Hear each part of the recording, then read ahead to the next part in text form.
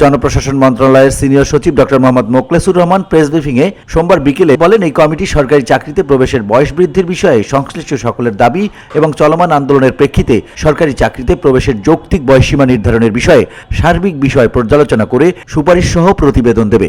জনপ্রশাসন সচিব জানান, সরকারি চাকরিতে বয়স ৩৫ করার বিষয়ে আন্দোলন ও দাবির প্রেক্ষিতে এই কমিটি করা হয়েছে।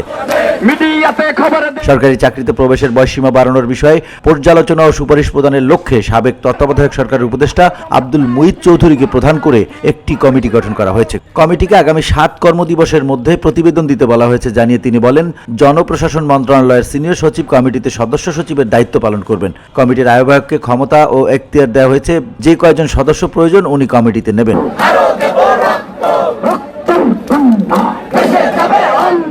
আন্তর্জাতিক মানদণ্ড অনুযায়ী চাকরিতে আবেদনের বয়সসীমা ন্যূনতম ৩৫ বছর করার দাবিতে সকাল 10টার দিকে জাতীয় জাদুঘরের সামনে সাধারণ শিক্ষার্থীরা সমন্বয় পরিষদের ব্যানারে সমাবেশ করেন চাকরি প্রত্যাশীরা।